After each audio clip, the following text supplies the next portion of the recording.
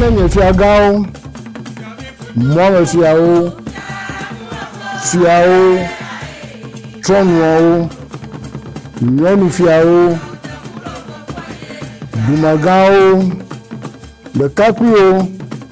de tubuyo la pe gbesha enye Torgbui si etonlia àwọn pa wo me fia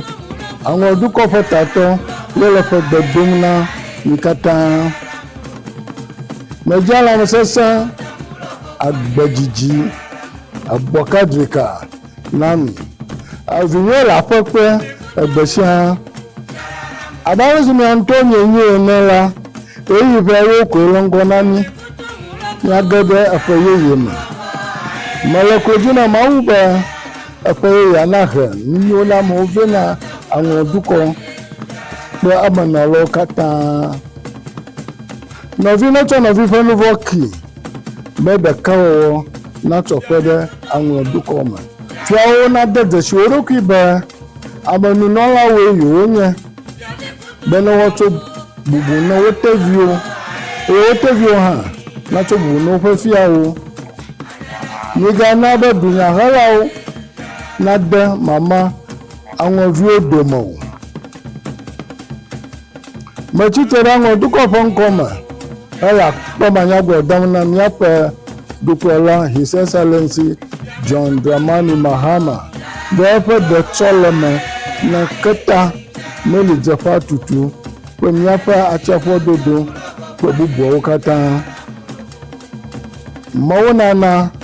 onagba afowoda agunichi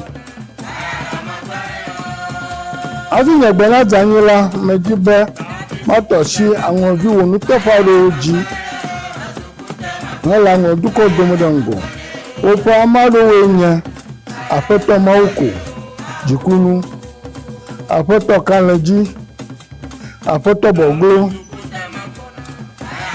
kumako Ibrahim Mahama dana bora ku to bubu awo enuma kan afia majama tashi nya fe fiare do oji nami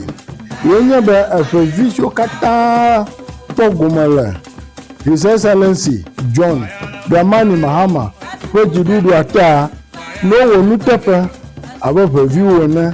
be chota meji mo fo jogbo yin na mi kata sojana tuche nami be na won Dukor na mi penu tegbe afa yin na mi kata apanami